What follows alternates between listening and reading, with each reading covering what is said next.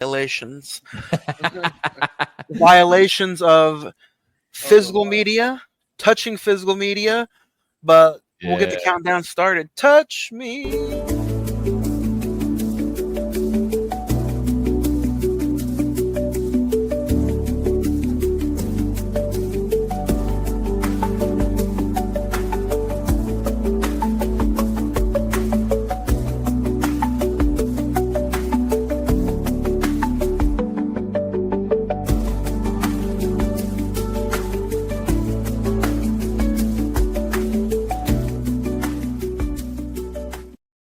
What's up, guys? This is Juan with the Cine-Men Movie Podcast, letting you know that this episode is brought to you by San Marcos Mexican Restaurants, located right here in Oklahoma City, Oklahoma, at 2301 Southwest 59th Street in Oklahoma City. Go ahead and give them a call as well for to-go order 405-685-7773.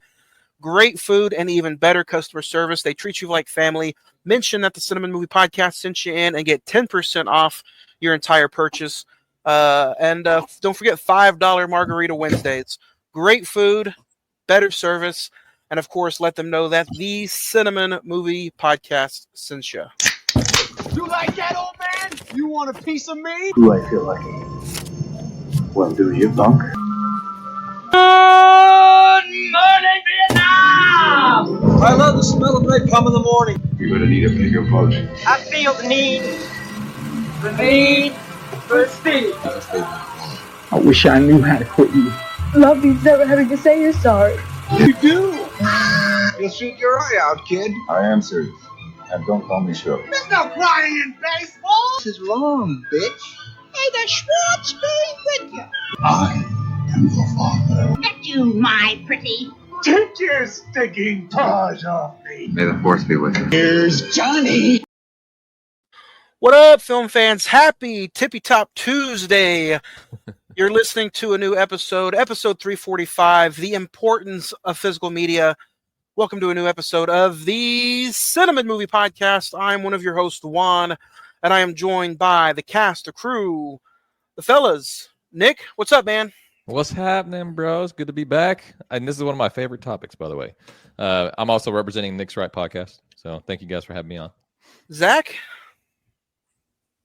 Hey, I'm curious where you found Tippity Top. Well, that could be a whole episode on itself. It is, man. You don't want to know. Jay, what's up, man? Oh, I'm here. I'm here. Yesterday was my birthday. I kind of celebrated, got a little bit too drunk, and I'm kind of still celebrating a little bit, if you know what I mean. So we can't see you right now. Yeah, that's why I don't want to be on the screen. I'm afraid that. Well, happy late birthday to Jay, everybody. Welcome to another new episode of the Cine-Men Movie Podcast. If you guys were not with us last week, we urge you to go back and listen to the conversation that we had all about A Time to Kill last week. Our Matthew McConaughey of the year continues. We're dedicating the entire year to Matthew McConaughey, including an episode a month. And then 1 month this year will be all 4 movies about Matthew McConaughey. But if you have not checked it out, go back and listen. You can listen wherever you listen to podcasts at. All of our links are in our social medias. Facebook.com/The Cine-Men Movie Podcast. Instagram is all one word, The Cine-Men Movie Podcast. X is at Cinemen405. Or you can send us a good old-fashioned email at cinemen921@gmail.com. And there you can send us recent watches, some recommendations. You can even request an episode. We'll pick a movie that you want to choose, and we've done that before. So hit us up on social medias. But other than that, guys, what a week it's been. It feels like it's been forever since we've sat back and talked an episode. Before we get into the subject matter of physical media, Zach, let's start with you, man. Did you check anything out recently? Do you have any recent recommendations for anybody listening or watching? Yeah, so last week was the Daredevil Born Again season, well, I guess mid-season finale on Disney Plus. Sets it up for really interesting part 2 for next year. I saw The Amateur yesterday with the Rami Malek, Lawrence Fishburne movie. It was all right. I think we could have. It's like 2 hours. I think we could have cut like 30 minutes out and did like an hour and a half film. It would have been pretty good. Next week's episode, Sinners. Go check it out. It's going to be a real fun conversation. And then last night I saw the devastatingly heartbreaking episode 2 of The Last of Us of season 2. Oh, it is brutal. If you played the game, I think you had an idea what was coming. But it's going to 2 where it happens. Yep. Okay. Jay knows what I'm talking about then. Yes. But it's going to set it up for an interesting rest of the season. So That was Nice. pretty quick though. That was pretty quick. It's been a fun. I would recommend. Oh, go ahead. I thought you were done. No, I was going to say. Go check out The Last of Us on Max it up, and then go check out Sinners for next week's episode. I had the week off, so I was able to go check some fun stuff out. I went and seen. I finally sat through Dances with Wolves for the first time. I was like, I'm on vacation. It's 4 hours long. Let me try to knock this thing out. I did do the director's cut. It was really good. I checked out Sinners, getting ready for next week's episode as well. I'm going through a Quentin Tarantino phase right now, so I just got done with Reservoir Dogs. I will continue that on as we go. I did check out Minecraft and Warfare as well. Some pretty good watches in theaters. What do you think about Warfare?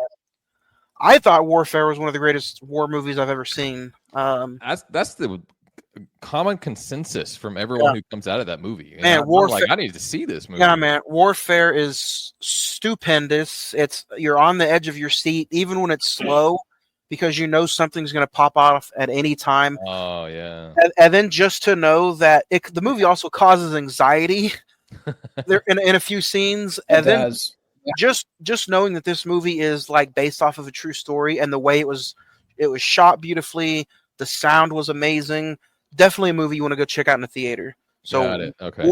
Warfare, probably one of the few movies this year that I've already given a 5. So, yeah. Nice. All right. And then yeah. Grapevine. So Sinners was okay, and then Minecraft was interesting, kind of funny. So if I had to go check it, Warfare though they're getting ready to pull that out of the movie theater though, so I would probably go try to check that out this week. Sinners will be in there for a little bit longer. So will Minecraft. So, Jay, what about you, man? You check anything out you want to recommend? I also checked out Sinners. Evidently, I was kind of hammered and I passed out halfway through the movie without realizing it, and woke up during a spooky part. Like, oh, okay, and I'm back now. But what I did see of it, I highly recommend it. I am going to go back and rewatch it before the review next week.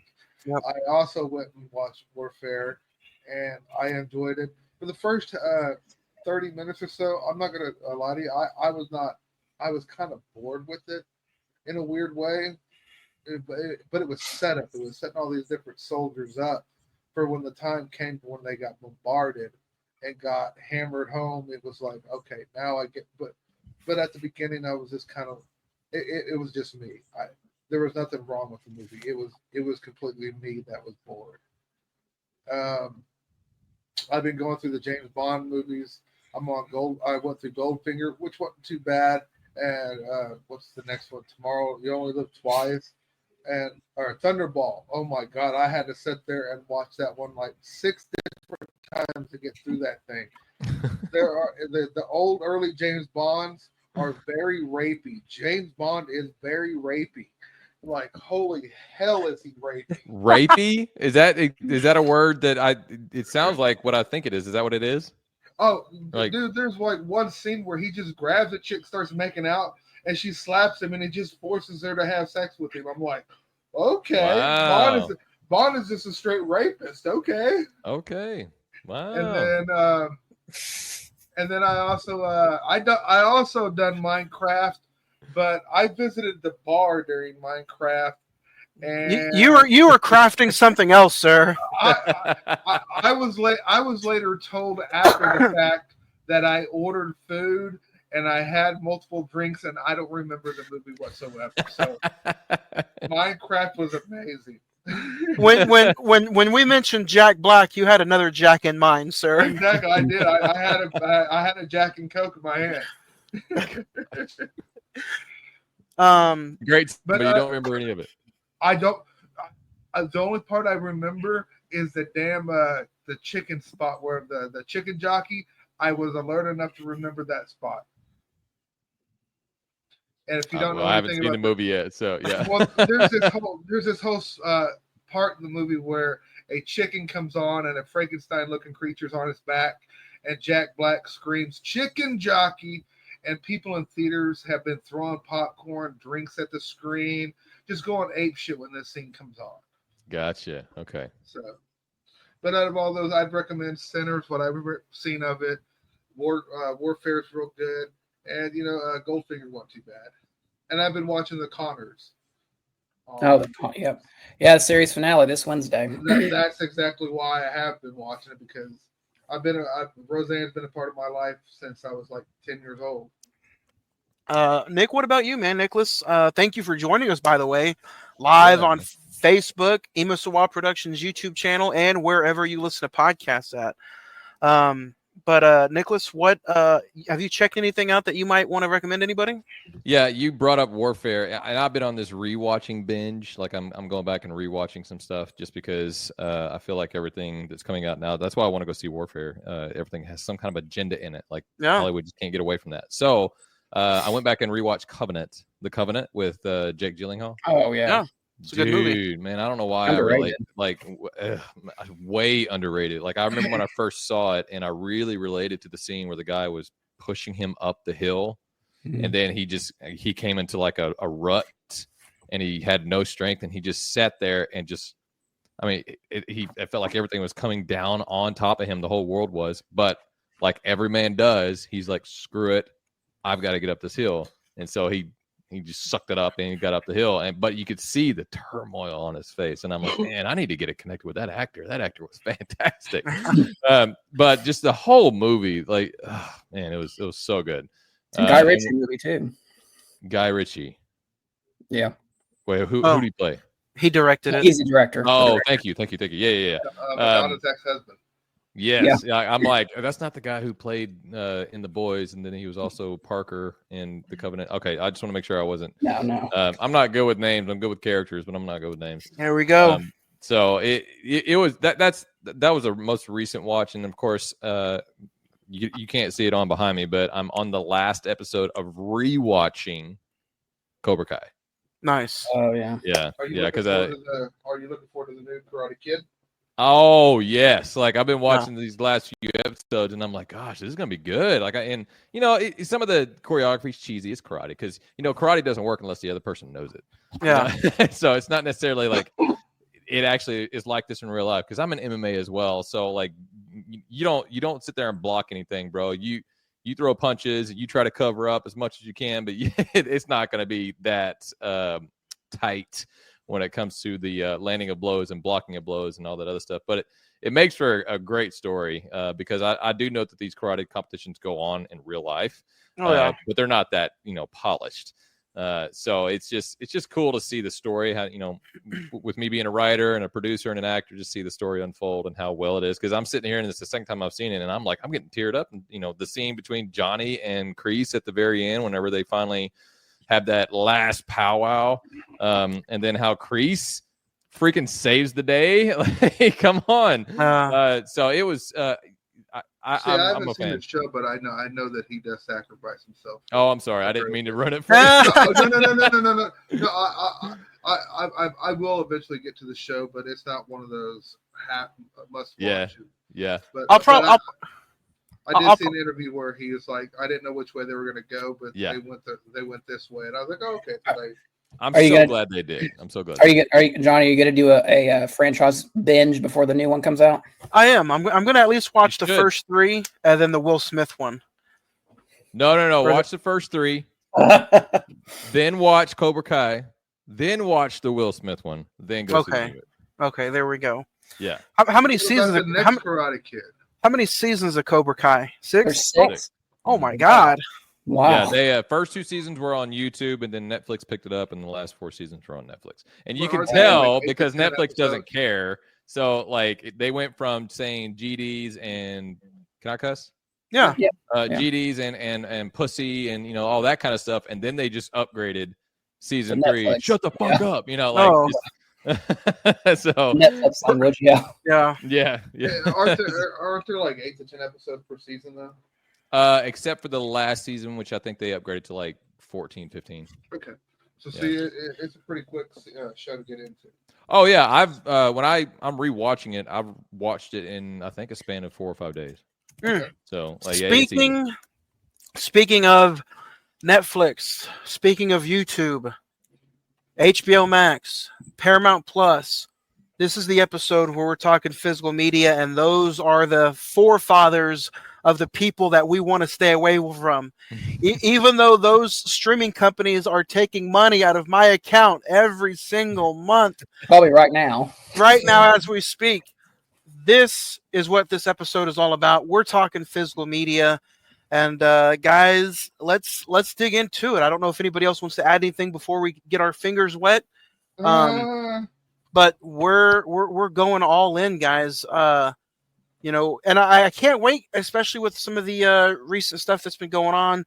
Some of the physical media and DVD sales have kind of skyrocketed depending on where you're living. But it's also kind of crashed also depending on the market that you're in.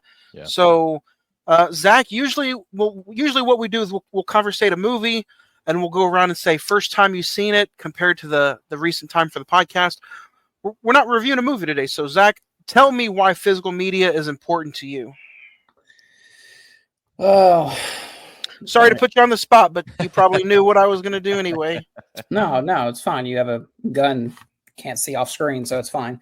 I think physical media, what it means to me is the idea that you, as a collector, it's something that you look forward to, especially, and I'll explain that once we get further into the show. But something that you can just collect over the years and look back on and be like, oh yeah, I'm proud I have that. I'm proud I own that. I'm proud that I don't have to go look. If I want to watch The Hunger Games, I can just pop it in right then and there. I don't have to go hunting for something. But it's also something that like, it's kind of like a library of memories, if you really want to think about it. Like, oh, these are all the movies I saw in the theater. These are the ones that meant to me as a kid. These are the ones that I may have not liked in the beginning when I first saw it, but then gave it a second chance and rewatched it and said, "Oh yeah, that's awesome." So it has a variety of different meanings, and we'll get into it. But I think it's severely threatened in this day and age. So I'm going to go right off hand just quick, and then we'll go on to Nick. Mine is going to be ownership. Knowing how many I have behind me, the thousands and thousands. I think the last time I checked, I'm like in the 4,200s. But who's keeping track? My gosh, you should open up your own. He has a golden notebook that he writes all his movies. Well, hey, on. I mean, I don't know if you guys can see, but there's just some of them. Yeah, but I see it. I didn't know it was 4,200. Are those? I've been to your house. Is that all the shelves, or is there some in the living room still? Well, no, there's also some. There's some above. There's some below. It's everywhere in between, all at once. Cracks. Yeah, but anyway, I wanted to say that it's the ownership for me. It's the fact that if I want to watch something, I don't have to look for it with the remote. I can physically. I might have to get up off my ass and look for it and physically grab it. But the fact that it's just in an arm's reach and I don't have to leave my house, my internet can go out and I don't have to worry about not wanting to watch something. Yeah. It's the ownership for me. And it's always been about the ownership for me. The fact that, a company made something for $100 million and I was able to own it for just $25 or less. To me, that always means more than, the memory is there too, Zach. I like how you explain that. The memories and stuff are there too, but for me, it's all about the ownership, that I can physically touch it. And, if you guys, we'll cover it, but if it's in your library on like Vudu, you still, even if you paid for it, you still don't own that. They can take that away. And some movies have disappeared off of some people's Vudus and stuff, even mine. What So you're paying for on Voodoo is a licensing right. yeah. So, but that's what physical media means to me. Nick, what about you, man? What is physical media? I feel like I want to play devil's advocate here because, Let's go. well, look, how old are you guys? 34. Okay, am I the oldest one here? 33. 43. How old are you, Jay? 43. Okay, you're 1 year older than me. So we're I grew up with VHS. Like right now, I believe the biggest benefit to owning, like you said, is if you have like the big titles or even the limited collector's editions. The biggest benefit is because those are going to be worth money someday, like 30 years down the road, as long as you keep them in pretty good order. I have 3 VHSs, technically 4, 3 movies that are in boxes over here that are taped up and they're padded up and everything because one of them is the original VHS for Titanic. Oh, wow. Double Mhm. VHS, Yep. still in its plastic wrapping. Oh, Okay, so I'm like, that's gonna be worth money someday. Like they just had their Get those 25th rated. anniversary. We just wait for the 30th anniversary, and we're good to go. Yeah. So graded now. Yeah. So that's my biggest like when it comes to advantage because I love the convenience of being able to like if I own the movie, just search it up. Let's go ahead and pop it in and just keep playing it, and I can do it on any device. Having to have a player when it comes to Xbox or DVD player or something like that. When I graduated from that, because I used to be like you guys when it comes to collecting all the DVDs, I didn't have 4,200. My gosh, that is a lot. But I commend you. I'm telling you, Nick, we need to reach out to Blockbuster, see if we can revitalize. Dude, just take the LLC and just create your own store. I'm pretty sure you can make a pretty good living there in Oklahoma. They're old school anyway. Hey, it's a one-stop shop. Yeah. There you go. So, You've been waiting for that for 3 years to say that. So when it comes to like having the physical media, I used to be that same way. But whenever I graduated from physical media to owning it just on like I own all of my movies on one device and I can look it up on any device as long as I log in with my Apple ID.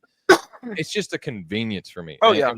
And with all the traveling that I did, like hands down, because I know I get really flat for the whenever I ride, especially long distance, and it's on the highway. I'm watching TV. I'm sorry. Okay. Because it's a lot of open nothingness and the blue light from your screen actually keeps you awake. Yep. So that's why they tell you not to look at it before you go to bed. So I've had plenty of long stretches, like 200-mile stretches of just open highway where if it wasn't for me, just kind of glancing down at the movie and something that can kind of keep me awake during the night while I'm driving. I think the first time I did that was the Wolverine, which was it's one of the last ones, but the Wolverine where he went to Japan. Yeah. Oh, yeah. So before we get to you, Jay, I do like that bring up too. The convenience is a big thing. I like physically touching them, owning them. Don't get me wrong. I still have a digital library too. But Jay, what about you? What does physical media mean to you? Physical media means to me, I grew up in that era of ownership, like you said, and I created a memory and a moment when I bought that physical media. I remember being, young enough to go to a store, buying Batman on VHS, buying the Ninja Turtles on VHS. Those are. Do you still have those? I don't, unfortunately. See, that's the thing. If you had those, I lost a lot of that stuff in a house fire. Man, I'm sorry. And like I bought the mask. I went out and personally pre-ordered the mask at Blockbuster for $14.99, and I got it. Right. It's those things like that. Yeah. That physical media gives me pleasure with is that I have something tangible to hold in my hands. Mm-hmm. I have a physical memory in my head. And at any time I hold that box, whether it be a DVD case, a VHS box, whatever, those memories come flooding back to me. When I bought it, when I purchased it, the first time I seen it, certain scenes in the movie, and just experiences around that movie. But I'm also on that same edge of I do love the convenience of a digital library. I am a big Voodoo whore. Oh yeah. I have a question for all of you when it comes to this. Like, when it comes to when you say, I love the physicality or the physical ones, when you hear the word physical copy, what's the first movie that comes to your mind? Mine would probably be Batman or Ninja Turtles. Okay.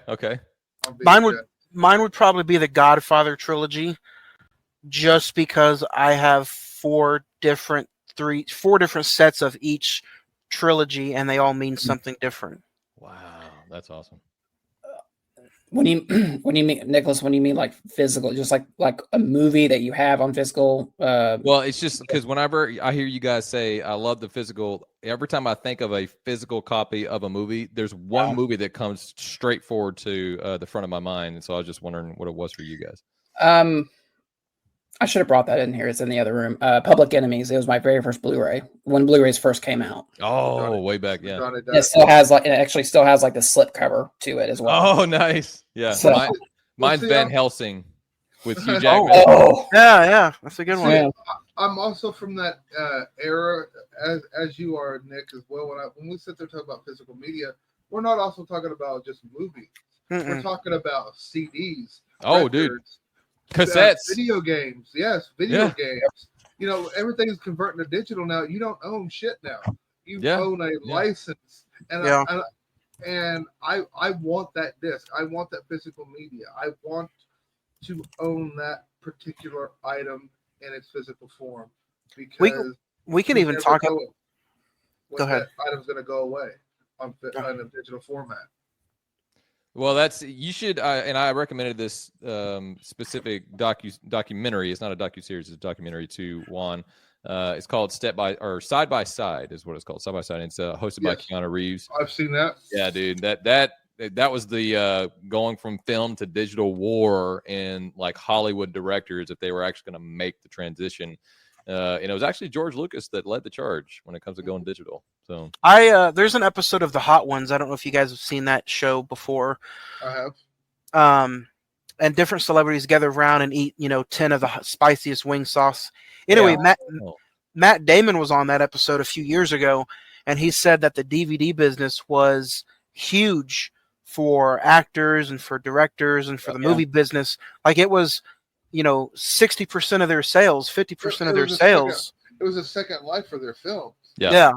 And I think it's still kind of maybe the same, but he said that the money wise, it has just been, it's taken a big drop because that is no longer like the biggest income. It's no longer a lifeline of like, maybe it'll do better on DVD, because now it goes to streaming. And I don't know if you guys know about streaming contracts, but what happens is, like, if I go to Lionsgate, because we've already had a conversation with Lionsgate about putting a lot of their library on our streaming service, and they were going to sell us like these big names, John Wick, Twilight, like big blockbuster movies, just a huge list of them.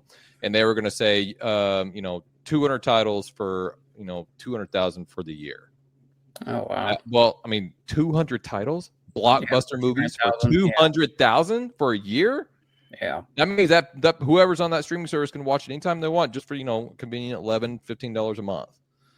So compare that to whenever it comes out with the way it used to work is it would be 125 days from when the movie left the theater. That's how long it would take to go to DVD. Yep. And so people were waiting in with anticipation because they hadn't seen these clips. That was before social media had, movie clips or something like that. That way, because I'll come across a movie clip on TikTok and I'll be like, oh, you're watching a movie. So good. And there was nothing like that. So they just had anticipation of like, man, I really want to get this DVD. I want to own this movie. Kind of like, how we used to do in the past. So kind of like how Star Wars back in the day, in order to watch Star Wars back in the day, you bought an 8mm film version of it. And it wasn't even the complete film. It was an 8mm 20-minute version of the movie. And that was considered, your Star Wars fix. Yeah. And, and then later on when VHS and Betamax came out, you had you can go and buy your movies for $120.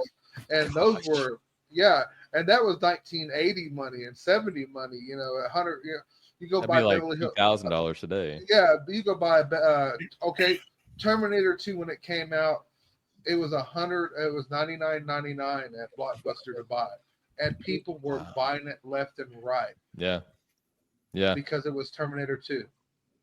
Yeah, and I think that's the reason. I watched this movie. It was a stupid movie. It was Hudson Hawk.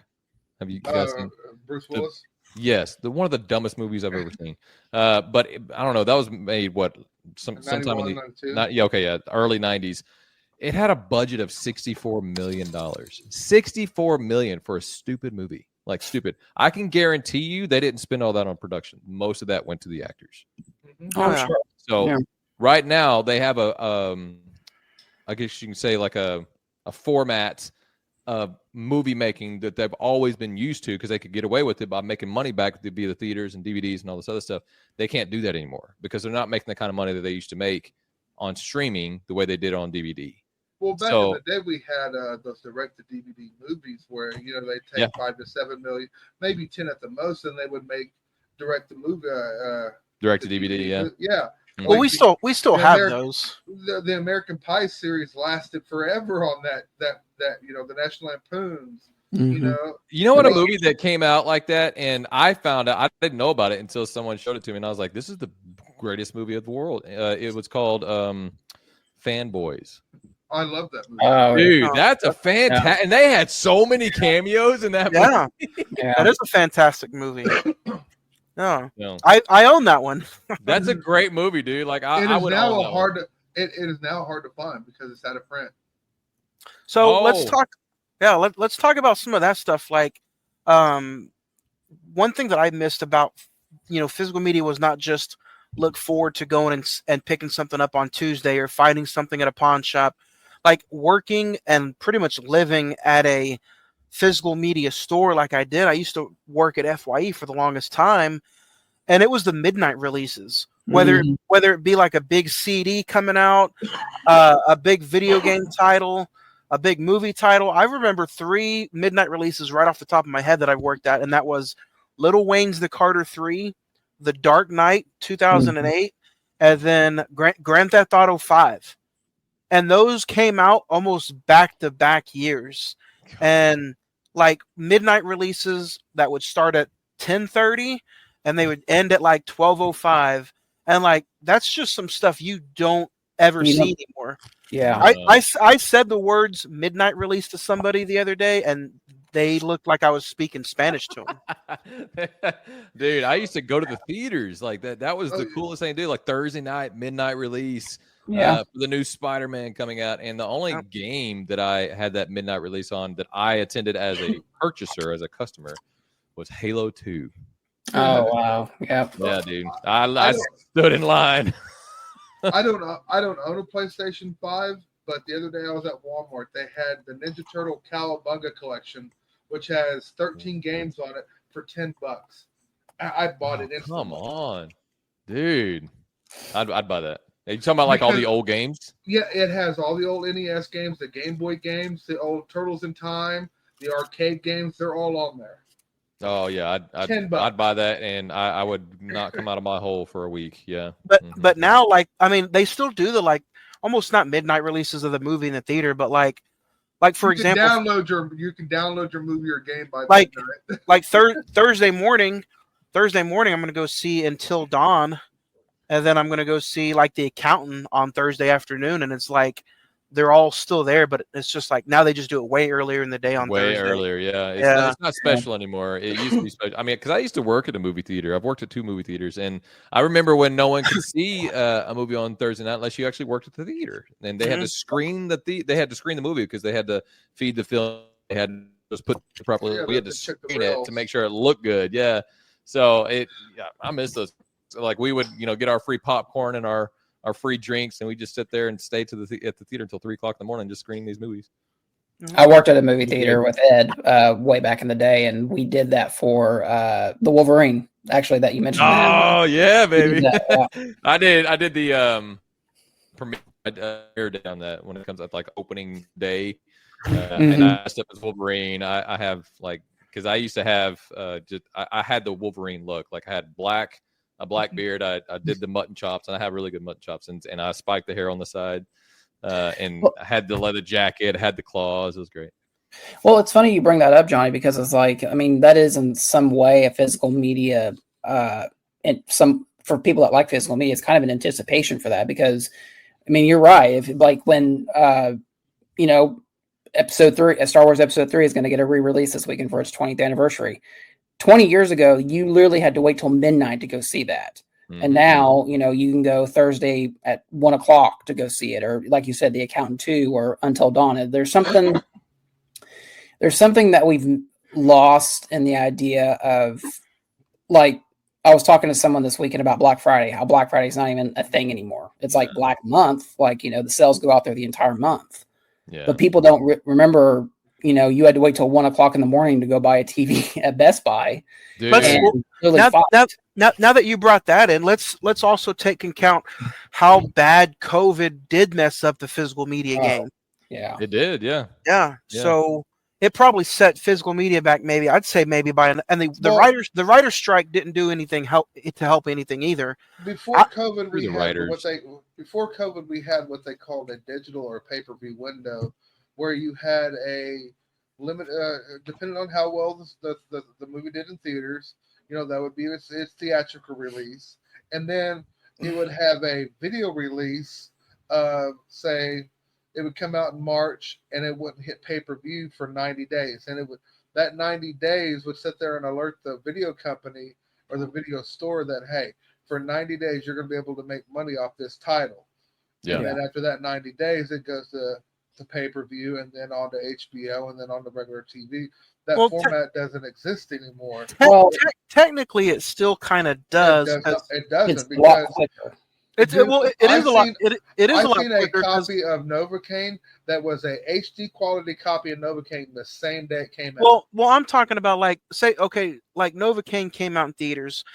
It came out to rent on Vudu, and then after it has its little stretch on Vudu where you can rent it for $20, then you can get it on physical media, and then after physical media, it goes to Peacock. So it still somewhere has that line of coming out. It's just a lot quicker than 100 days. Exactly. All that stuff happens within like 3 months, whereas before it used to happen within a year. Well, and even to take it a step further, I think a more apt description or apt example is Companion. That movie came out late January. Mm-hmm. It hit Vudu and virtual or digital by February, and came out in Blu-ray a couple weeks ago. Uh-huh. Yeah. So, and now it's on Max. Yep.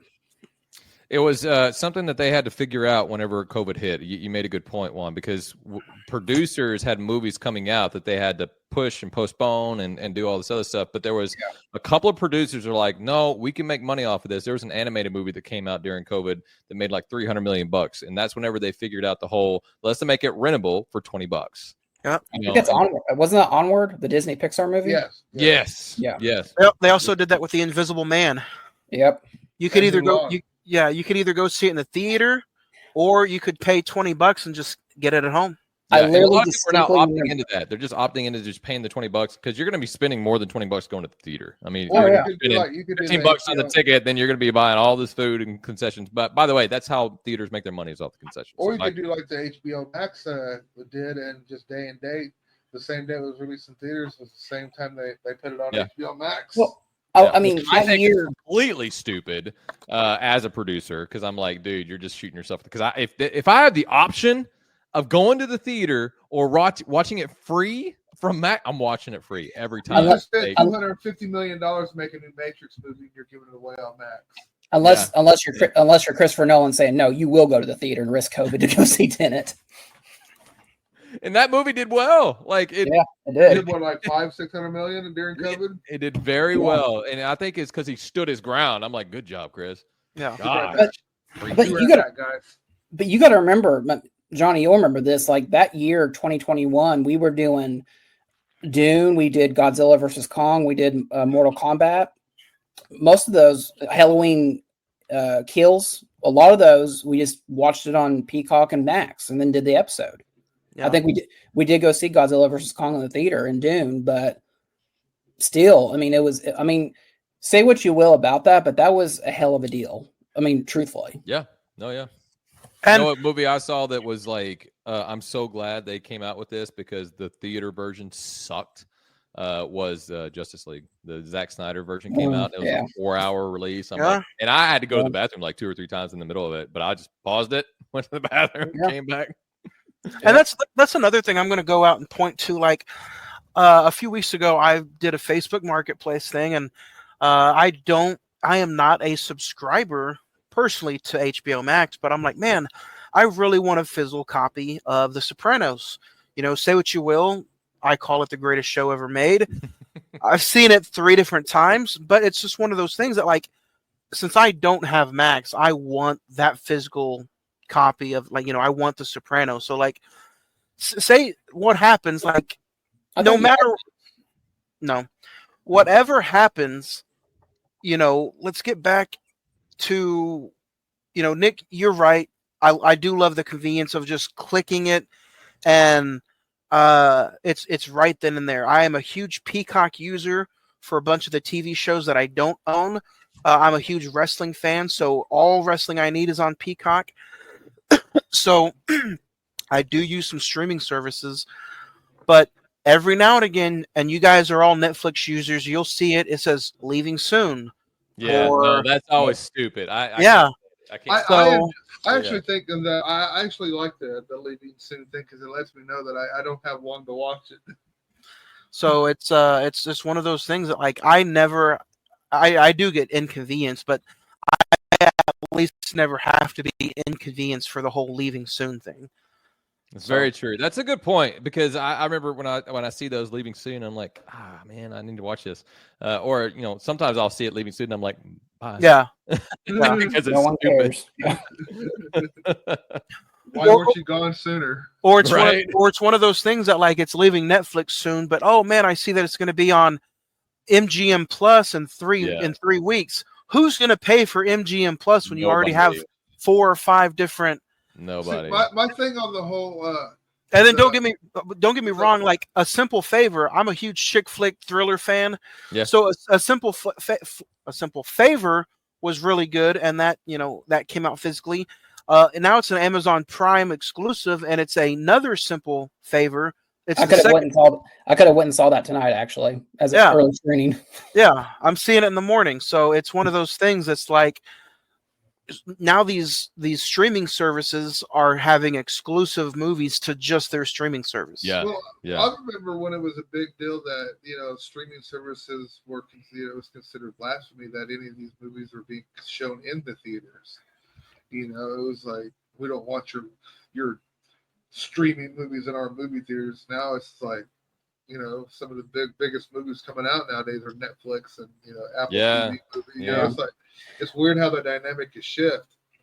Well, they finally figured out a way to send the bigger blockbusters to the theater and to Netflix in some way that makes it work. But I think the theater has switched to more of it's not necessarily where they make the bulk of their money anymore.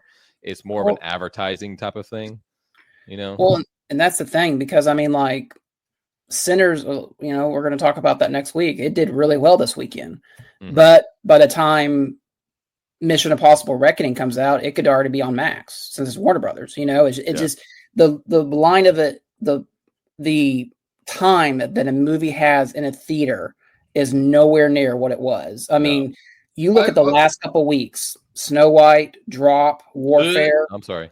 All those. I mean, I know you. I mean, it is a joke, but I mean, like, all those movies are almost out of the theater. I mean, yeah. But don't get me wrong. You know who benefits from that is it's going to be the person who doesn't go to the theater, and hey, I have all those streaming services, but it's also the physical media collector, because they're like, I don't have to go to the movies and spend money to see it the opening weekend, spend money on concessions. I can wait.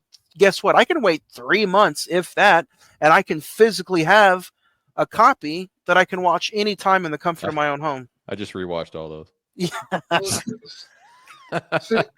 See, I grew up in an era, and I'm sure Nick, Nick did as well, that a movie could be in theaters sometime a year.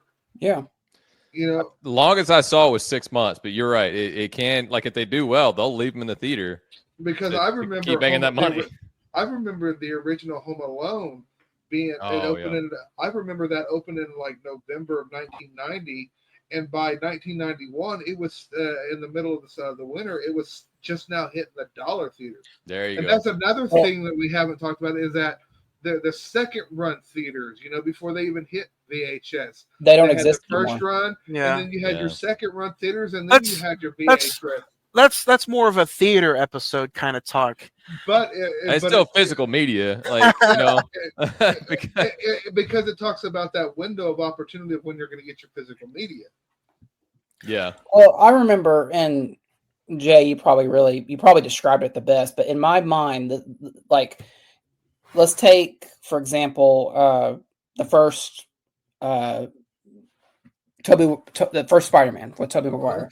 That movie came out in May. Great and movie, by the way. 2001. Great. It was a great Yep. movie. Or 2002, I'm sorry. 2002, yeah, May 2002. It stayed in theater from what I remember thinking about the whole process.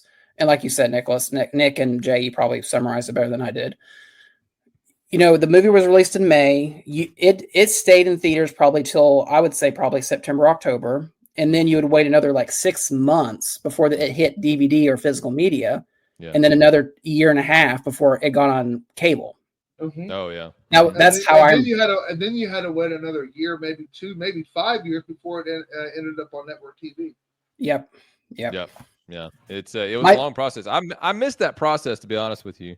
It does, and it's something you look forward to. I mean, truthfully, things nowadays. It doesn't matter if whether it's music, video games, movies, anything. Everything is just so light speed nowadays. Yeah. To where back in the day, we could sit there and have a song last us 2 years, and we'd love it for 2 years, and it'd be the hippest shit ever. And now, within like 24 hours, that song is shit. We don't care anymore. And ironically enough, that's why I don't really listen to mainstream media music anymore, because that's just how fast the music industry flies. I go back to old stuff. Like I still go back to old stuff and listen to old stuff.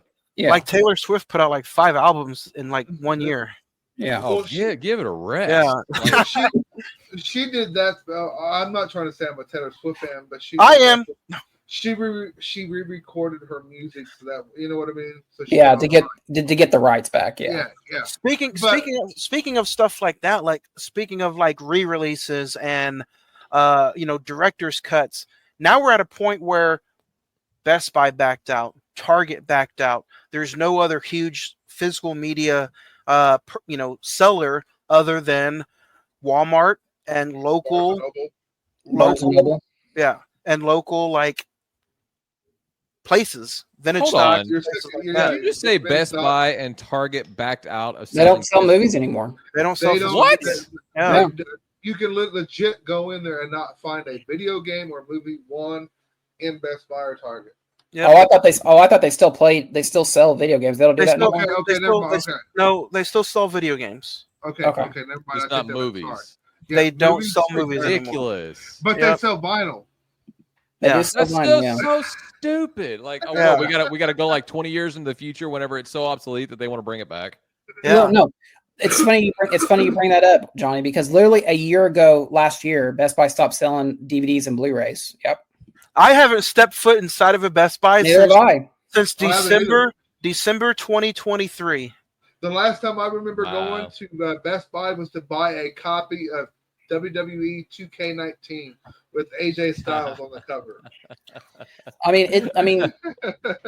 Last time I went to Best Buy was 3 weeks ago. The fact that physical media, and we could really have a debate about this. That's how much it's on the verge of extinction. The fact that these mainstream stores like Target, Best Buy, Hold on a minute. It's not on the verge of extinction. I don't think. I think it is. It's not. But continue. It'll become a niche product. Because have you seen like some of the sales of between like Walmart's main sale focus is that little electronic spot in between the grocery and the like tool section. Yeah, because that is like in their top 3, and they're pushing out like continuously. That's probably where they have the most theft too. Yeah, Walmart exclusives. Like not to mention all the criterion that just continues to pour out. Walmart sells a shit ton of television shows. They do. Yeah. A lot of the Walmarts now, you can go in the movie aisle and have you can get like the big box sets of different type of shows. Oh, yeah. There's one box set I'm looking at right now, but I'm not willing to pay the $100 price tag. I want to buy the Deep Space Nine. Let's go, box set. bro. Let's go. But the $100 price tag scares me. You know How what many I mean? seasons? That's 9. No, Nine. 7 seasons. There's 9 seasons? There's 7. You're right. There's 7. Okay, 7 seasons. So there's 7 Seven. seasons of that, 7 seasons of Voyager, and then like 8 seasons of Next Gen, No, right? there's 7 of each. Okay. Johnny, you'll appreciate this. Last time I was three in, of the original generation. last time I was in Barnes and Noble, they literally have you when you go in the movie section, they have the criterions, and then they literally created an A24 section. Yeah. So back to back. Nice. And let's talk about that, because there are movie studios out there who are like A24 who are doing exclusive like digibooks. Like Yeah. they're doing their exclusive like packaging. You can get them at Walmart and other places, but they're selling them on their website. I can find them at Walmart for like $10 cheaper. But like, yeah, like Their digibooks are weird though. A24 is putting out their own physical media, and That's cool. it's forcing physical media collectors to buy more physical media. And it's it's not a bad price. It looks really good. Is it And a weird it's thing also- that you can go to, is it a weird thing that you can go to Walmart and buy a vinyl record, but you can't buy a CD? There's CDs at Walmart. There's still CDs at Walmart, yeah. Okay, well, I evidently I don't pay attention to this shit. Yeah. But I see don't a lot either. of the- Like, I as soon as see a they came lot out of with the vinyl. MP3 player, I was like, bet, let's go. I don't have to carry around this book of whole freaking CDs anymore. I still did. Because I had one of those tape decks that you put the tape deck in your car as a portable CD player. Oh, yeah. I had one of those too, man. I'm with you, bro. I grew up in, like, I was born in 82, so I'm with So was you. I. Yeah. But yeah, like Wait, you were born in 82? April of 82, yep. So you're April, April and I'm 21st. in November. Okay, so you just turned 40. Yesterday, yes. Yeah. Yesterday. Ah! Yep. Happy late birthday. Thank you, mate. So yeah, I mean, like 43 in November. going in and like touching and just going Are through. you touching? What? I'm Stop. touching the movies, man. I'm touching the movies. Do you guys have like? Touch that physical. You know what I love? Okay, speaking of physical, Are you holding a Jack and Coke right now? He is.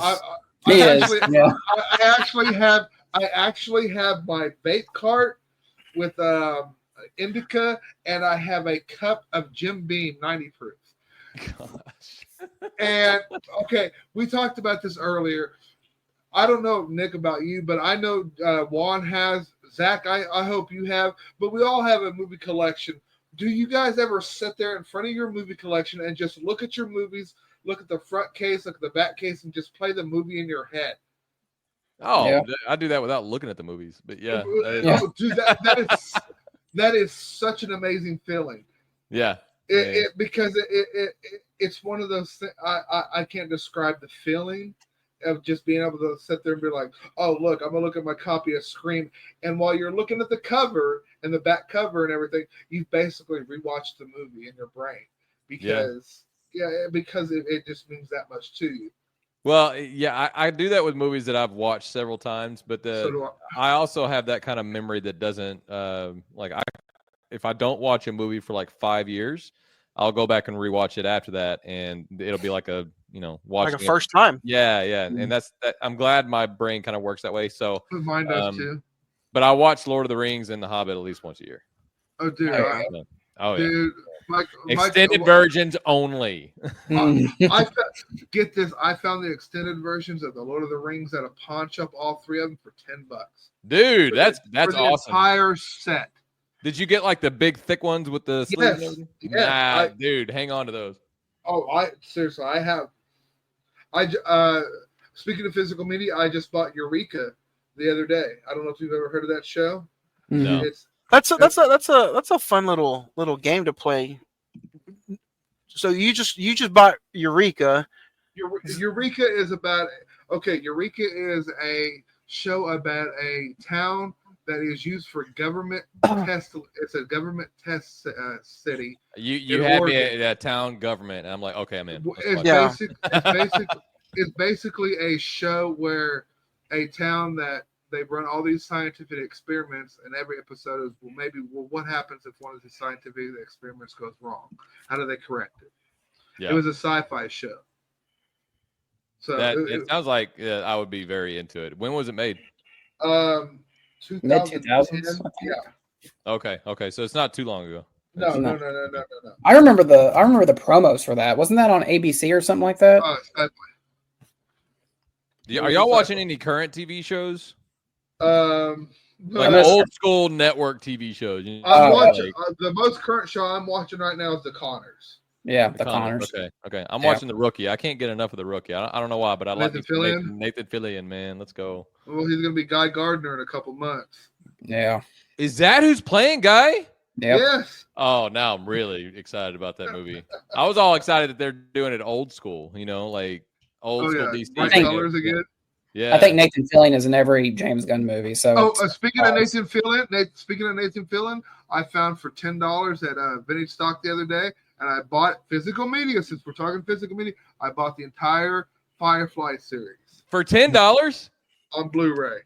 Dude, great thing about that is that TV show did not get popular until like years after they canceled it. And that's like a huge cult classic. It is an amazing show.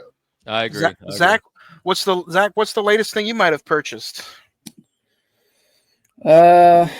I spent about $300 the other day. So. Gosh, you're like $10 for this, $10 for this, and equal up. Oh, dude, oh shit! I almost bought Briscoe County Jr. Gosh, I don't know if you remember that show. Vaguely. It's got Bruce Campbell in it. He plays a cowboy. Oh, Zach, Fox. Sorry. I think the last thing that I bought was I think it was Nosferatu on Blu-ray. I'm looking for, because I know Walmart has it. They have, and Nick and Jay, you might remember this show. I grew up in this era, but they have the complete series of Courage the Cowardly Dog at Walmart. I never watched that show. I never watched it either. Yeah, I did hear a weird theory that the old man and woman are dead. Oh yeah, that's been like a running theory forever. Yeah. Okay, here I did. I think, like I said, the last thing I bought, I think, was, where's it at? Probably Mufasa. Gladiator and the was that a dig? Gladiator 2 and the Brutalist. Okay. Oh, did you buy the Brutalist? Yeah, I haven't seen it yet. It's the one with Adrian Brody where he just won Best Actor for it. Yeah. Oh, a newer movie. Okay. Yeah. I haven't heard of it yet. Nick, what about you? The most recent physical, and it doesn't even have to be a movie. It can be like a CD. No, it's a movie, but it's do you remember the VHS diamond packaging for the Disney movies? Yeah. I just bought one limited edition, one regular edition at a thrift store. One still had the packaging on it, one didn't. Wow. But I bought them. I knew the guy. He gave them to me for free. He's like, just give me 10% of what you make off of them. I was like, man. So I got the Titanic one I told you about, and those two movies at the same time, and I boxed them up, packaged them up, and just put them in a corner. Those Diamond Edition Disney ones, they go for like a lot, don't they? They can, but they're in good condition, right? But it also has to be, you have to find the right collector, because I did look it up, eBay or whatnot. And I even contacted Gold, the Gold Standard, the guy who has a Netflix TV show about selling collectibles, and they said that because of the volatility of some are on eBay for $15 and some are on eBay for $1,500, there's no necessary value that they could actually put it on their site for their collectors. I'm also a very believer. Have you guys seen, Zach, help me with the name probably, but it's the recent disaster movie with Julia Roberts on Netflix? Oh gosh, that's a good movie. About the computer hack, is that the one you're talking about? Yeah, with Mahershala Ali. Yeah. Anyway, let me look it up. I can hear you at the end of the world or something like that. Leave the world behind. Yeah. Leave the world behind. So I'm also hold on a minute before you say that. I am also an ad believer that at the end of that movie where she puts that episode of Friends in, that's me at the end of the movie, because I'm in a bunker. I don't need internet. I got my DVD player or my Blu-ray player, and I got my movies. if that's how my life can end, hey, I'm okay. Is it really you though? So would you actually be putting Friends in the DVD player? Hell I no. would, yeah. It'd be The Sopranos. Oh, okay. Mine would be speaking Big of- Bang Theory. There you go, Nice. Walton. There you go. There's a physical purchase that you made just a couple of days ago. You bought the entire series of Sopranos Sopranos, for yeah. $50. Yeah. I'm gonna go through real quick, and since everybody's talking about some of the physical media they bought, I bought quite a few. I'm gonna just name a few off. I bought the Power Rangers movie collection. It came with the Let's go. It came with Mighty Morphin Power Rangers and Turbo the Power Rangers movie. Yeah. I bought Beethoven 1, 2, and 3. It was a 3-pack with all 3 of them. Oh my gosh, dude. Wow. Eureka. Beethoven classic, the dog, right? Yes, the dog. Yes. Yes, with Charles Grodin. I bought a Christmas variety pack that has the Grinch Stole Christmas, The Year Without Santa Claus, Frosty's Winter Wonderland, and Rudolph and Frosty, Bicentennial Man, Jerry Maguire, Dennis the Menace, a Dave Chappelle comedy special, Three Ninjas, Scream, Three Ninjas. Scream, Firefly, Clerks 2, and Zach and Mary Make a Porno, and Birds of Prey. Oh my gosh, Birds of Prey, the TV show? Yes. Oh, that one stunk really bad, but I can. It's It's a amazing, good collectible. See, Yeah, it's a good collectible. that's a movie that you never thought we'd mention on this podcast is Beethoven. No, I think we mentioned it at some point. I've seen Beethoven. No, the dog. I've seen Beethoven 1 and 2 in theaters. Wow, dude! I wasn't even able to see Home Alone in theaters. That was my first VHS ever owned. Was Home Alone, like the first Home Alone? That's the first one. My first VHS was Ninja Turtles. My Zach? mom went to Family Dollar and bought a VHS player and Ninja Turtles for $20. I saw the original in the theater. Yeah, I saw the original in the theater. So did I. Yeah, I don't. I have because I grew up with a pastor's as a dad, and I have a very distinct memory about being in that movie because you remember when Raphael lost his eye and they're walking in the tunnel and he looks at his son, he's like, damn. And so me as a kid, I repeat it. And my dad's sitting right there. I repeat it as soon as he says, he's like, damn. I'm like, oh, damn. And then my dad raises his hand and just slaps my thigh really hard. And I was like, oh, can't do that. Okay. I meant the damn like water damn, Dad. Come on. Yeah. Zach, you don't remember your first VHS? If I had to guess, the probably first VHS was Jurassic Park. I think I had like 4 or 5 copies of that because I ran that thing to the ground. The first DVDs I ever had was Fellowship of the Ring and Ali, the Will Smith movie. That's a good one. The first DVDs I ever owned was The Matrix and Blade and Never Been Kissed. Blade, let's go, and buddy. Snake Eyes. Wait, Snake Eyes with Nicolas Cage. Nicolas Cage, yeah. Gosh, that was a terrible movie. I think the first VHS copy that I remember was in Christmas 2000. I got a VHS player and Big Daddy on VHS. Oh, of course. Oh, and that's okay. That's the one that started them all. But then me and you started like tape trading, and I'd give you a shit ton of movies all the time. Yeah. I'd be like, here's a movie with 3. I recorded tape, and it had 3 movies on it. And I'd be like, here, Juan, enjoy. You're like, what the hell is this? And be like, oh, it's just some stuff. And that's how we were. So, Zach, you're kind of a different physical media grabber snob nowadays. So instead of going and searching for something that maybe, it's new, I'm going to pick it up just because it came out. What is your now thought about going and like, because you can't just go to a Best Buy anymore. You can't just go to a Target. What is your thought of going to like Walmart or like, this comes out in 2 weeks? What does it just have to be a favorite now for you to purchase it physically, or what's your thought process? Yeah, I mean, it may be snobbish, but I mean, and I'll be the first to admit, like when I was a lot younger, I would buy every single movie I saw in the theater. Like if it was Taken, if it was Transformers, if it was I love going to the theater, by the way. Like, I can understand. Yeah.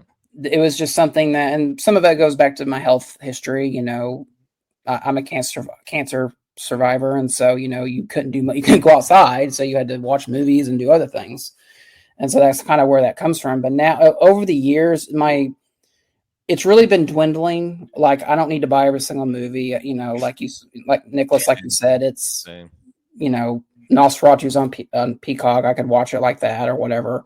Yeah. It's really got to be something like really loved It seeing has it to in grab theater. that attention. Yeah, and it partly because I just don't have a lot of more space anymore. But it's gotten to the point now. If it's something that I really truly love seeing in the theater, it's like became like a favorite, and I can't wait to watch it again.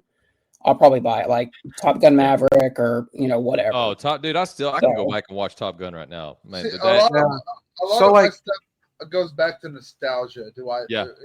If nostalgia wise, will I sit there? Do I want to own it? Do I want to have it in my personal collection? Because I have a 17-year-old daughter, and just the other day, I recommended her to watch the Scream films, and she's like, "I'll give them a watch." I was like, "They're on Vudu, sweetheart," and I was like, "The only reason why I think you'd like them is because remember when I recommended The Crow and you loved it?" She's like, "Yeah," and I was like, "This is another one of those type of movies that I think you'd love," and she loved The Crow. So Yeah, of course. you know how I know I have an addiction? Because you'll buy like You buy everything. No. Yes. No. Yeah, no, I you don't buy everything. You buy damn near everything. I picked up Dogman earlier, You Oh, should and have bought it. I put it back. But Kyler you would've picked loved it that up. movie. You I actually picked it up. But you know how I know I have You an thought addiction about it. is because now when I go to the store or when I'm on Amazon, I'm like, oh, I don't really need that, but it's a Denzel movie. Or Oh, speaking of Denzel, or I'm like, hey, I don't really need that. Oh, but it's Den of Thieves 2. I have the first one. I need the second one. yeah. Oh, So I God. look. I have every excuse in my head why I need it. speaking of Denzel, didn't you buy a Denzel movie? You did not. Yes. You bought a Denzel movie you did not own over the weekend. So yeah, I was at the thrift store and I saw this Denzel movie. I pulled it out and I'm like, it's on DVD. And if you guys are listening or watching, you know that I am a Blu-ray snob. It has to be in high definition. If I'm paying any kind of money for it, it's got to be Blu-ray or 4K. I'm not going to buy DVD. I'm not buying VHS anymore. I'm at least a good, You're a high def guy. I'm a high def addict. Yeah. So there's only 2 DVDs I own, and that is Blood In, Blood Out, because it does not have a Blu-ray release. I'm surprised at that. I think it's got to do with some kind of rights or something. Shout out to Damian Champa. Go listen to our episode. We interviewed that guy. Also, now the Denzel movie, which I don't even know the name of it, but You didn't buy it, you don't even remember what it was. no. It's License to Kill. It's not a James Bond movie, but it's Never Denzel had a Washington. Blu-ray. It Yeah. never had a Blu-ray release. So Now, the only reason I bought it is because I'm like, oh, I have a Denzel collection. I have like all 40 of his films physically. Let me go ahead and just grab that. now the preface. He was gonna put it back, and I was like, "Don't you have a shit ton of Denzel movies, and this is one you're missing?" He's like, "Yeah, I should get it." No, I was like, guys. Yes, you should. You should I've known Johnny definitely now get for almost 10 plus years, and I am well aware that he won't buy Dogman, but he'll go to a Dollar General and see Killer Squid from space, and he'll buy that on Blu-ray. Like, let me close my eyes and just pick a random movie from my shelf. And it's actually a good one. Mean Streets. Oh, yeah. Oh, Yeah. it. Martin Scorsese. you don't have the criterion of that yet? That's Just My Life. And then you go just a few sections down, another good one. Menace to Society. I've still never seen that. Goodness gracious. So, yeah. Man. Okay, since you guys pulling up told just something random. Whip it out, Nick. Okay, this is my question because this is what happened to me one time. And whenever Blockbuster was still a thing and I was living with my dad right after his divorce, we would go rent movies. Like we just had a lot of time to kill. He was a newly single guy. I was a single guy. We were both working for cellular. It was just, one of those things. We had the same type of situation on opposite ends. So one night we rented a movie. We didn't know what it was. We recognized the actor. It was Heath Ledger. And we were like, let's just give it a shot. We almost turned it off because we were like, they don't sing "We Will Rock You" in Medieval Times. I don't know why they're doing that.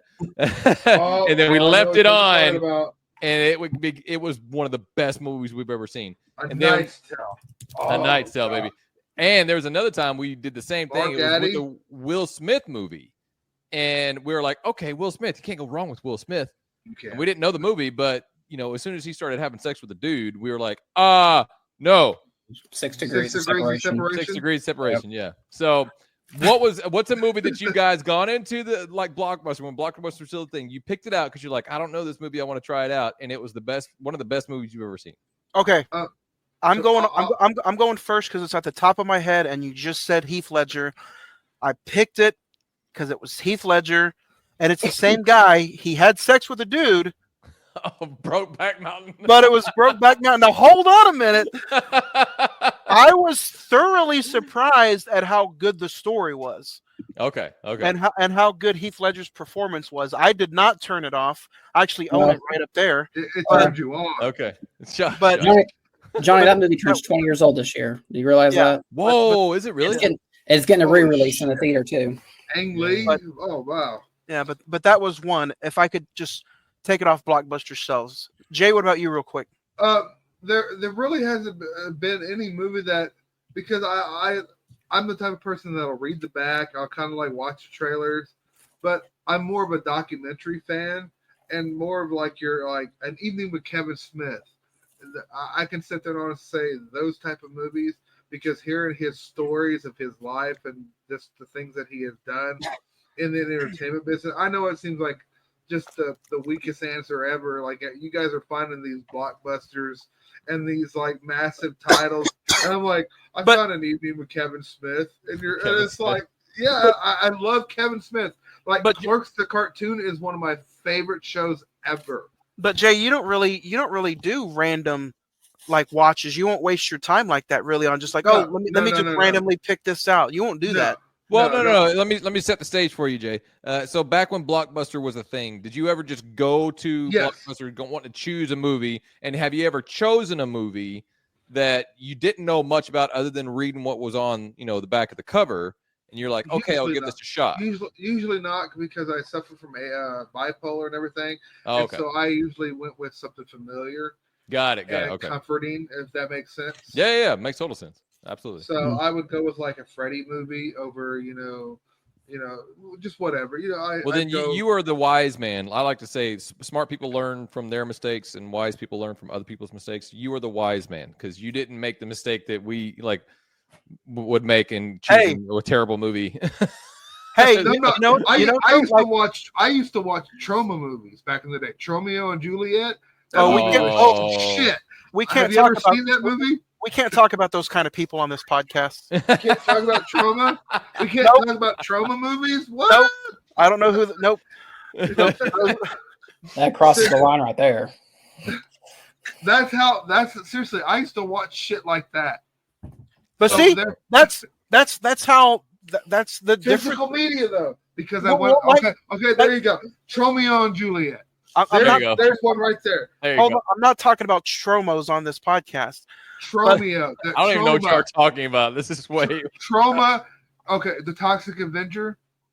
See, yeah, that's no. The Toxic Avenger was made by a company called Troma. I don't talk about Tromos. Oh, I thought you were talking about like an actual Chomos. What the fuck? Yeah. Well, I'm not talking about Chomos. I'm talking about trauma. Tromeo and Juliet, like Romeo and Juliet. I've seen the Jack and Coke down. Yeah. Yes, I've fucked up one, and you guys acted like all fuck. What? I've seen Romeo and Juliet. That was Zach. Could you answer the question? Do you know anything about trauma? No, it's not. You don't know anything about like Toxic Avenger. No, I know what the Toxic Avenger is, but isn't that the company that like Transformers comes out, but then you get like Transformers like a PH? Silo. Oh, Silo. Yeah, I feel like it's all in the same thing. No, Trauma is Roger Corman. Oh, and Jay had an issue with the substance ending. Exactly. I gotcha.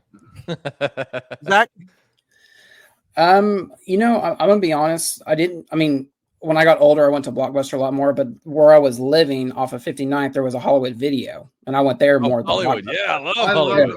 It My doesn't ex-wife matter used to what work at Blockbuster Hollywood, just a rental store. Like, did you just rent? Yeah. My ex-wife used to work at Hollywood Video. I'm more like Jay. I kind of knew exactly where, like, I already knew what I was going in. I really wasn't like looking around to see what I wanted to see. Like, I kind of knew what I wanted. But the thing that pisses me off is going into these video rental stores. You know how you had the wall of new releases? Yeah. Depending on what time you get in there, they were all gone. Oh, They only had a there. certain number.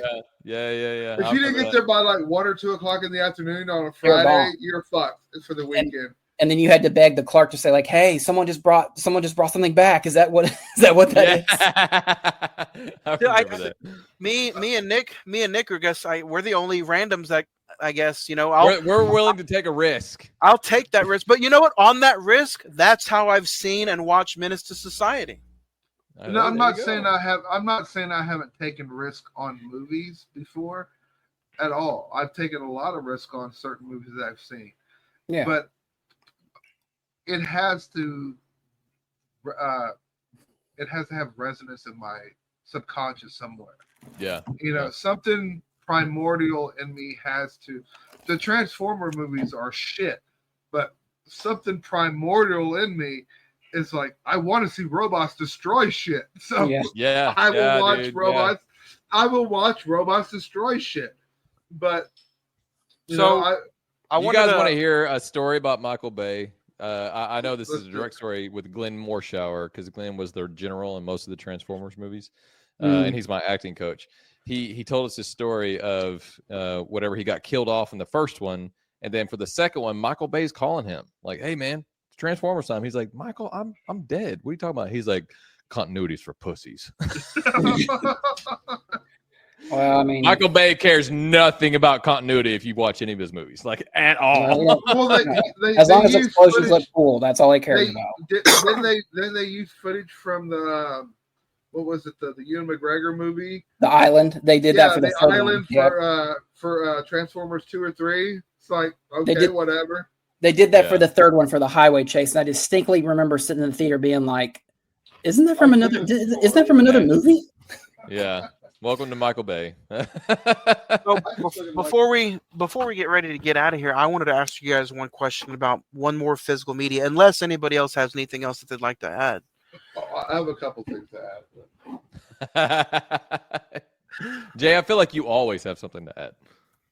Oh, it's okay. It's a podcast. I think it's in his contract to have something else to say. There you go. Okay, before we go anywhere else on physical media, can we honestly sit there and say that the physical media formats that won were won by the porn companies? Ooh. Wait, what? I don't know the numbers on that, but I have a VHS was chosen. Porn chose VHS. VHS won. Porn chose Blu-ray. Blu-ray won. Yeah. Porn chose streaming. Streaming won. You're talking about like the porn industry itself. Yes, sold more copies in the physical media. Whatever physical media was coming out, meaning Betamax, VHS, Laserdisc, anything, whatever format the porn industry chose was the format winner. Yeah. Oh, he's talking about like when HD DVD came out, and then when Blu-ray came out, they chose the Blu-ray format, and HD DVD died. Yep. And whenever Betamax came out with VHS right alongside, the porn industry chose VHS, and Betamax died. That's interesting. I didn't know that. Yes. Interesting theory. It is a very real phenomenon. Whatever format the porn industry chose was the winner. Wow, that's sad. Survey says. Yeah, that's sad. Sex for the win. But weirdly though, but Betamax had the better video quality, better sound quality, but it was easier and cheaper to produce porn on VHS than it was Betamax. Yeah. We didn't even get into. We can have a quick little discussion about just. Nick had brought it up earlier about, some of the copies that, like, what does physical media, like when you think about your physical media collection, whether it's 4,400 or 20, somebody has that one piece that's just like, man, I remember this. I went out on a hunt for this. So like, I can start with Zach, and then we can go round table. Like, what? I also have another question for you, Fred, or Juan. So like, my question would be, where does it end? Like, there's so many pieces of physical media out there now, like re-releases, still books, a 20th anniversary, a Scream Factory edition, an A24 exclusive, Arrow. Where does it end? And I know a lot of collectors but are you guys, the four I'm here with, are you willing to spend like maybe an average $40 if that's the price that they end up going up to in like the next 5 years? If it's something that I really, really, truly care about, maybe. But like I said, that it's just, I feel like unless it's like. So let me put it this way. If the Lord of the Rings, because here's the recent 4K release, Zach, of the Lord of the Rings and the Hobbit, if this gets another re-release, hold on, let me get my hand in there. if this gets another re-release, but let's say no, that's not what I'm talking about. What I'm talking about is if it gets another re-release, and let's say, Zach, you don't have it, is it that much of a special movie to your heart that you'll go out and spend another $80 on it? Maybe the Lord of the Rings, but not the Hobbit. Maybe, but I have like semantics. But I have like the box set of like the extended editions of Lord of the Rings and the theatrical still books of So I have like both versions. So I'm like, unless a tornado comes through here. So you just answered the question that even if it's the Lord of the Rings, it's only still a maybe. It's not a for sure thing. Yeah. That's my answer as well. So it's mine. I just want to have access to it. That's it. You know? If found one, like if it was an original release, because of the collectibles that I know about, I would buy it for that reason. Yeah. But I wouldn't buy it to like, I've got to have this because I know this statement's going to piss you off, Johnny, but I mean, like, unless it's something that like you truly, truly care about, it really has no intrinsic value in today's world. Not anymore. I cut you off. You're gone. You are eliminated. Bad hammer. That was good. No, hold on. That's another thing that I appreciate that you at least brought up, because even my most valued purchase, whether I take it to a local collector or whether I take it to a local store to sell as a used product, you can't get much for it anymore. There's no value to it, and that's a quarter out of it, right? That's okay to me. You know why? Because that means that it's better valued here than anywhere else. That's true. I will give you that. It will be valuable. Hang on to it. Wait 30 years. It will be valuable. I mean, I have in 45 years, my daughter has the Cine-Men 5 years. You're building like a bank account for your family. well, no, I was going to say the complete opposite. My daughter in like 40, 50 years is going to have like a headache on her hands because she's going to be like, she ain't gonna want none of that shit. And she's going to be like, I don't know what to do with any of this crap.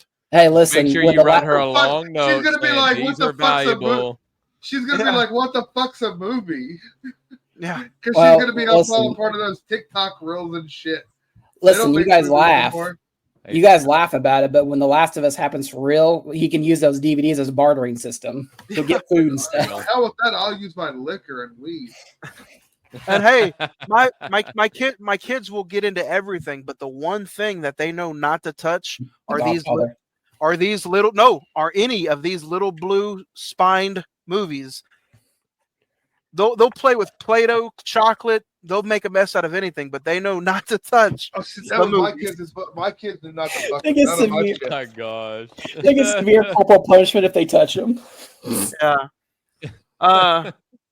Before we get out of here, last question I wanted to ask. Jay, did you have one more you wanted to ask? I had one, but during the discussion, I lost it.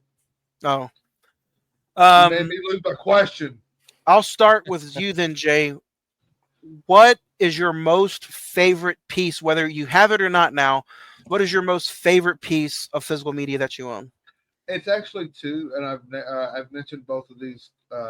Actually, I'll probably say three. Actually, I know that seems like a cop out and everything like that, but these three titles mean so much to me because of what they represented in my life and my growing up. Is Batman and Batman Returns, because I took my own money as a I was 8 years old when Batman came out. I took my own money at $25 and bought my own copy of Batman on VHS. I bought my own copy of Batman Returns at 10 years old at Eckerd's Drugs for 25. It was like $25, and I remember that. I bought my own copy of Ninja Turtles. So those three movies right there, and not only that, The Mask as well. Shit, The Mask, because I pre-ordered that at Blockbuster. I have so many movies that I have bought that give me a sense of pleasure and gratitude, because I don't know whether it was the timing. I was at the time I was alive, because I was a weird kid that didn't have no friends, and my only friends were these cassette tapes. And these weird people, Jim Carrey and Michael Keaton and Jack Nicholson. Those were my friends growing up. I didn't have real friends. I had movies. Those were my friends. So I look at physical media and just things in general like that to be my Zach? friends that I help. Oh, well, you're just gonna cut me off. What? Oh, my bad. But no. I really do. I really do look at like a lot of this physical media as my friend, Brad, for real. Like if I lost physical media, I'd lose a friend. That's why I haven't sold any. I know you have some shit movies you could get rid of. I don't sell friends. I do. Up and down. No, I'll be right back. Zach, what about you? Instead of Toy Story, it's Blu-ray Story. Yeah. Zach, do you have one that you just adore, and if there's a fire, you're going in and grabbing that one? Yeah. I remember buying this after the series ended, and every time I tell people I have it, they say, "Do not sell this." I actually have the original. I got it right here. The complete series of Breaking Bad in the methylamine barrel. Wow. Yeah, and these are the discs, and they come out, and each one like has like a little magnetized plastic container that has like it builds like a item that was significant for that season. Like one of them's the teddy bear, one of them's the keys from the last season, one of them is the that's cool. Just like the just the methylamine itself, like the crystallization of it. And the top, it actually comes undone, and it has like a bonus disc, has a collectible coin that came with it. And I never opened this, but it's actually a T-shirt that came with it. Oh, that's cool.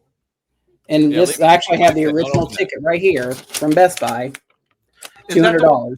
Is that the one that came with the crystal blue rock candy? Yep. Don't. I was looking on that package. Leave it. Oh yeah. I'm not opening it, and I went on Amazon just to see how much, and it's going for $200 right now for the whole. What's going for $200? What's going for $200? The original methylamine Breaking Bad. Oh, okay. Series. I love that show. And it opens up. So, Nick, I know you don't say you collect or have. No. Hey, I got physical media. I don't. I mean, I have a collector. Like, I only do a collector's thing. But I mean, this is obviously physical media.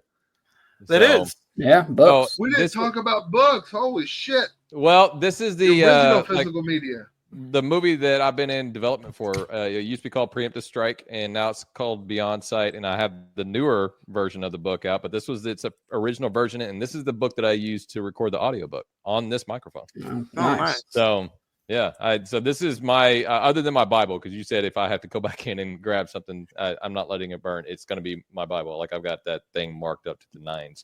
Nice. But this would be my second choice, just because I'm praying that one day this is a valuable piece of memorabilia with my signature on it. So there we go. You get Spielberg to direct the movie, you get him to sign it, and then you got a collectible. There you go.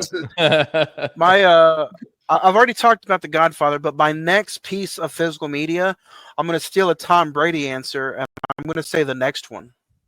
Oh, Mm. there you go. Well, the next one is my favorite one. Sweet. So, yeah. I have no idea what that is.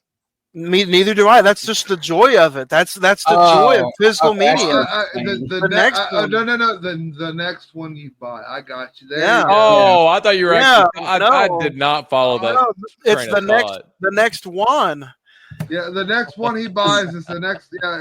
Yeah. He You know what literally I- stumped. Do you know what He I stumped almost every spent single 30 person on this podcast. Everybody on this podcast is like, what? It's- I've never heard. Do you of know what that I almost before. spent $35 on the other day? A 4K copy of Demolition Man. Oh yeah, It's, dude! I did a podcast where we reviewed Demolition Man. That was fun. Oh, I love Demolition Man. because we Yeah. picked it apart left and right. It was hilarious. But yeah, it's that's the fun, the hunt, the thrill of going out. I never know what the next one's gonna be. So Oh no, You know trust me. I you get know text messages saying like, "Dude, look what I found." You know, one of my favorite places for physical media is pawn shops, bro. Oh yeah, yeah. Pawn shops are one of the best because I can go in there and get a $5 PlayStation game. hmm Well, now that he found a Denzel movie at a thrift store, Johnny will be going to a bunch of them now. No, hey, you can ask Craig. Craig used to be a long time advisor on this podcast. We would go pawn shopping all the time. I would go with them. Get out like $40 and I'd walk home with like 20, 30 movies. Oh yeah, Dude, that's what we'd hit the pawn shop off the 29th, 59th, 44th. We'd hit up like 5 or 6, wouldn't we? Yeah. Let Fun me fact. again randomly grab another one and see if Are you randomly grabbing it, or you know where it's all located? No. See, yeah. Real Steel. Bro, Real I love deal. that movie. I love love that movie, Just dude. randomly. Rock'em Sock'em Robots. Yeah. Dude, that was like Iron Man meets Rocky. That Yeah. movie is amazing. Yeah. Fun fact: before we get out of here, does anyone know? Without looking it up, does anyone know what the first movie released on the DVD in the United States was? Yes, the Oh, Matrix. that's a good question. It was not. No, it wasn't The Matrix. I could Terminator swear- 2, Nope. What is it? Oh, I swore it was the Matrix. Spider-Man, Nope. Is it something we would know? Oh yeah, yeah. Titanic. Nope. No. It's a Warner Brothers movie. Warner Brothers movie. Oh Am damn. I correct? It's a Warner Gosh, Brothers movie, right? It is Jurassic Warner. Park, It is Warner Brothers.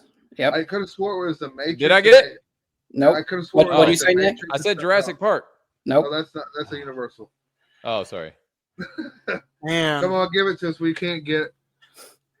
The Extreme Twister. No shit, way. Yep. The Matrix came out not too long afterwards. Man. Twister was the first movie to hit DVD on March 25th, I got that 1997. ready to go. Hey, like, you you're know like, what? Gotta have it ready. I owned it because it was a bare bones DVD release with just a trailer on it. Yep, just the movie, subtitles, and a trailer. That's Man. it. But, We're at an hour and a half and we still haven't even talked about all the good stuff about owning physical media, like special features compared to like commentary. how You can get all streaming. that- you can get all that on streaming- TikTok now, dude. Yeah, that's true too. we could do a part 2 of the episode. Sinners is canceled next week. We're doing part 2 of physical media next week. No. Yeah. But speaking of next week, join us. Sinners is out in theaters right now. Haley Michael B. Steinfeld looked Michael- gorgeous in this movie. Michael B. Jordan, and Haley Steinfeld. Oh, she was gorgeous. Yeah, it's a great movie. Go check Yep. it out. We're going to be talking about it next Tuesday, April the 29th.